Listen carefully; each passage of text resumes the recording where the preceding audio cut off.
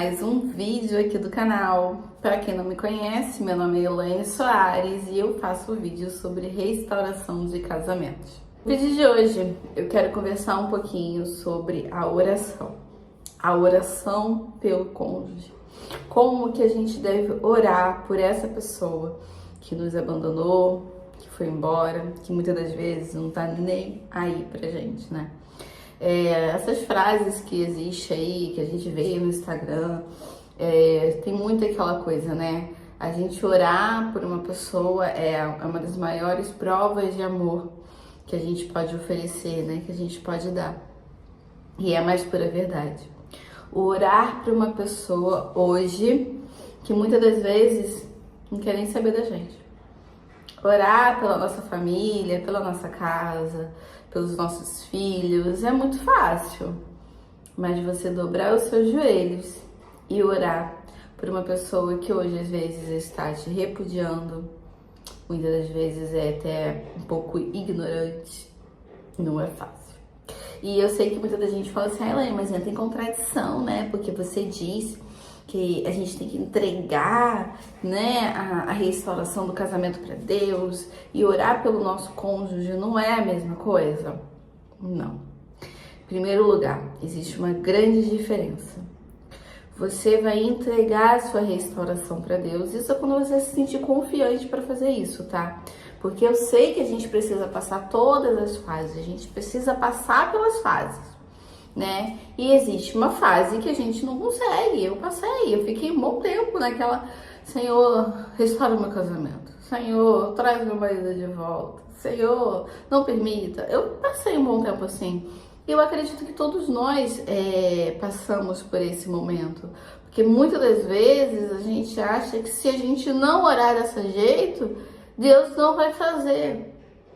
E a gente precisa passar por todas essas questões. O que eu quero passar no vídeo de hoje para vocês é que a gente precisa orar pelo nosso cônjuge, pela pessoa, pelo ser humano. Quando eu estava no deserto, eu não vou negar para vocês que tinha momentos que eu tinha muita raiva do meu marido, mas por toda a situação que eu estava vivendo.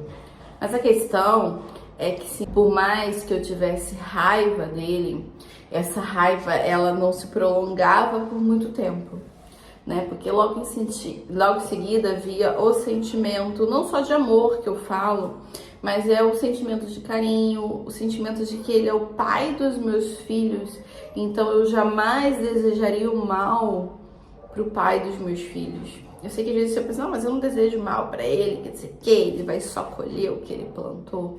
Mas isso a gente vai deixar pra Deus. Não cabe a nós ficar alimentando a raiva que eles nos causam dentro de nós. Já falei aqui em outros vídeos que a gente tem que seguir os ensinamentos de Jesus. O quão difícil isso é, eu sei que é. Mas a gente jamais deve pagar mal com mal. Se ele hoje está te tratando de uma determinada forma, você não deve tratar igual. Hoje, quando eu pedi direcionamento para Deus sobre o vídeo que eu faço, né, eu sempre peço a Deus um direcionamento sobre um tema. Por mais às vezes que eu já tenha uma noção do que eu vou falar, qual tema, eu sempre falo, Senhor, é isso mesmo, você quer que eu fale sobre isso? E achei muito interessante que a confirmação de hoje foi muito bonitinha. Eu já tinha pensado, mas eu falei assim, eu preciso gravar um vídeo hoje. E eu falei que queria falar sobre a oração do cônjuge, né? Se a gente deve orar. E tipo assim, 5 minutos depois eu recebi uma mensagem no Instagram de uma menina me vendo um vídeo falando exatamente sobre isso. Era um vídeo de um rapaz falando que a gente nunca deve parar de orar por quem a gente ama. E é a pura verdade. Por mais que ele não tá nem aí para as suas orações, por mais que às vezes você ainda não esteja vendo surtir efeito de nada, nunca pare de orar pelo seu cônjuge. Só que você não vai ficar orando assim, Senhor, traz meu marido de volta, Senhor, traz ele, não. Você vai orar pelo seu cônjuge porque você consegue entender, em primeiro lugar, que o que ele está vivendo não vem dele. Quando eu parei de olhar para minha situação só pela carne, né, pela força da nossa carne, as coisas começaram a mudar muito, porque eu comecei a olhar as coisas com um olhar espiritual, então eu consegui realmente me entregar mais. Porque quando a gente olha só com o olhar da carne, a gente quer meter a nossa mão, a gente quer trazer ele na força do nosso braço, a gente quer ser o Espírito Santo, porque a gente quer argumentar, dialogar que ele tá errado, que Deus não tá se agradando das atitudes dela, né? E tudo mais. E quando a gente começa a entregar, a gente começa a permitir Deus entrar na gente. Ah, Elaine, mas e nele? Vai chegar um momento. Só que você precisa orar, você precisa interceder. Porque você vai estar intercedendo por aquela pessoa que não está, às vezes, nem intercedendo por ela mesma. Então, quem vai estar ligando o seu cônjuge aos céus é as suas orações. Mas você vai orar para que Deus trate, para que Deus proteja.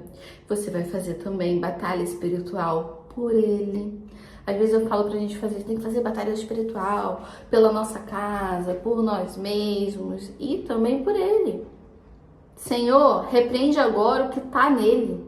Repreende agora o que prendeu ele. Senhor, tira agora o que tá acorrentando ele, amarrando ele. Toca a mente dele. Tem a oração de cerca de espinhos. Você pode fazer isso tudo. Ore pelo seu cônjuge. Senhor, proteja, Senhor, rodeie ele o tempo todo. Só permita acontecer com ele o que vem de ti. O que não vier de ti, que o Senhor tire. É isso que você precisa fazer. É orar por aquela pessoa que talvez a sua oração é a única forma que ela vai estar sendo ligada ao céu. Isso vale para marido, vale para filhos, vale para tudo. Por um filho você jamais vai deixar de orar. Por que você vai deixar de orar pelo seu cônjuge? Talvez agora ele não esteja merecendo, mas essa questão vai muito além de merecimentos, tá bom? Então pensa nesse vídeo de hoje, se inscreve aqui no canal, dê o like, compartilhem e Deus abençoe a todos.